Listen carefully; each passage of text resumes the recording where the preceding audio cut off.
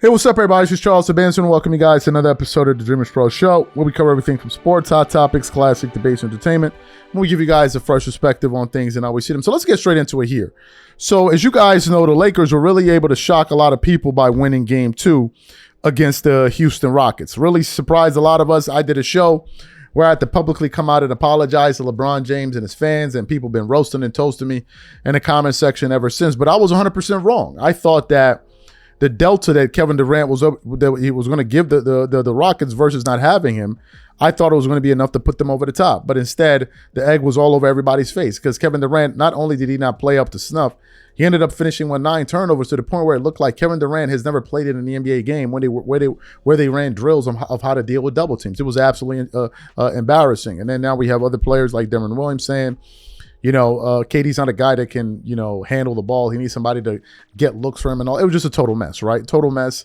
And in the aftermath of that, there's been a lot of conversation about the job that LeBron is doing with this current unit of players with Luka Doncic, Marcus Smart, Rui Hachimura, and the entire crew. So yesterday I tuned into a segment on Gil's Arena with Skip Bayless, Rashad McCants, Kenyon Martin, and I think the host was there, and maybe Brandon Jennings, I could be wrong. And they were talking about the new dynamic that exists now within the Lakers as LeBron James kind of spearheading the attack. And Skip Bayless said something that I didn't expect him to say. He essentially said that the Lakers are better without Luka Doncic because of LeBron's leadership and know-how on the court. For those of you guys who didn't see this footage, I want to play for you now, and I'm going to come back and continue on the show. Take a listen to Skip here. I just think they're a little better basketball team on both ends of the floor without Luka. Ooh. The last time I saw Luka in the lineup was against a really good team on April 2nd at Oklahoma City, and it was 44-21 after the first quarter, and it was 82-51 at halftime. And last night, and obviously in Game 1, I saw a team with LeBron orchestrating. LeBron has far less ego than Luka does. Wow. Luka has to be the whole show and obviously can be a defensive liability, but Luka is the most inefficient player in the league. He obviously is an offensive scoring genius, but he led the league in shots attempted per game. He led the league in three-point attempts per game. He led the league in free throw attempts per game. And he led the league in turnovers. He also led the league in scoring. But he's the Showtime Laker singular, where the whole show, the whole world revolves around Luka. And last night, especially on defense, I saw connection. I saw trust. I saw positivity and momentum on defense that fed the offense. I saw, I don't know, Kevin Durant just drives me crazy. But, they had soft doubles in the first half, and he makes 6 or 7. And then they come with hard doubles in the second half, and he just shrinks like he's never played the game before. And he has a poor handle against doubles, always has had.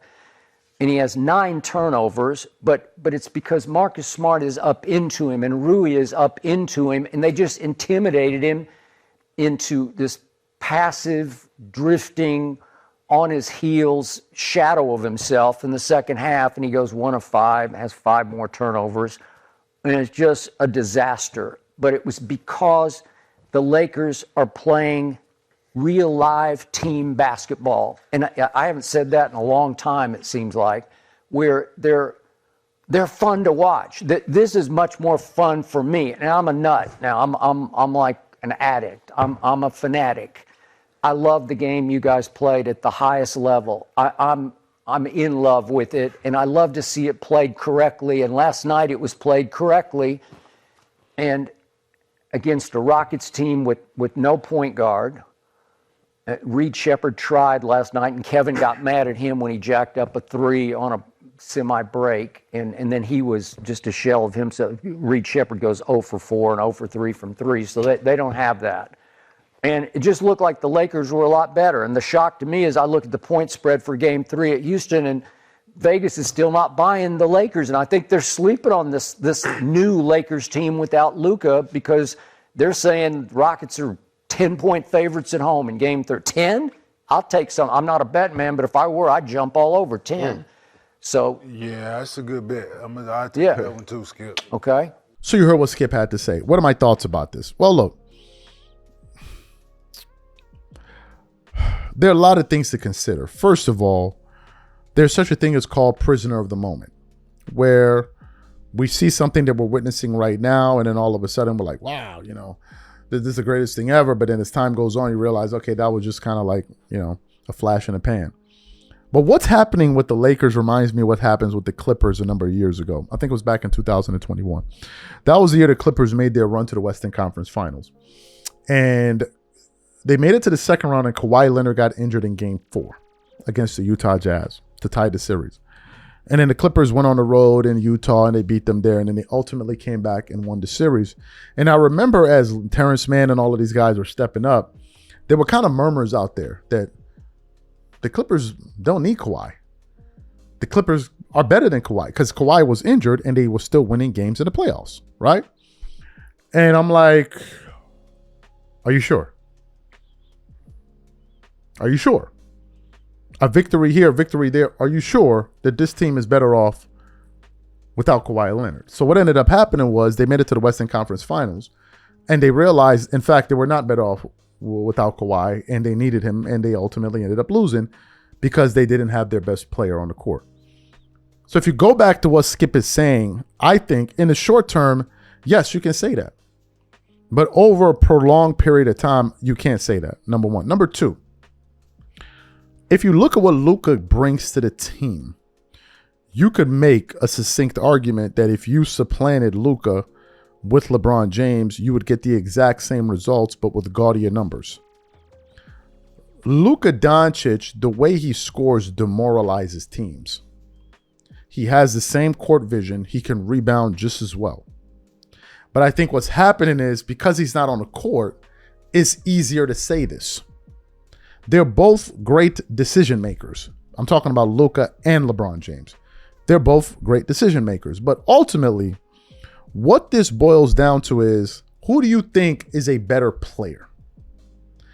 If you're in the group that thinks LeBron is a better player than Luka, then you're by yourself. I'm not with you in that group. I don't think LeBron is better than Luka Doncic right now. I can't even believe we're having this conversation. What we're realizing is that LeBron is still really good and he can get it done.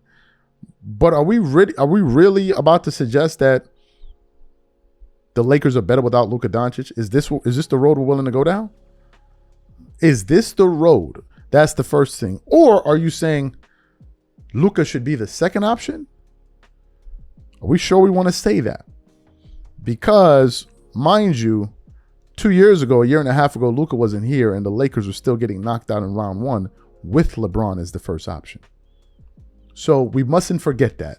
And I think there's a lot of prisoner of the moment stuff going on here. That's my take on it. Let me know what you think in the comments.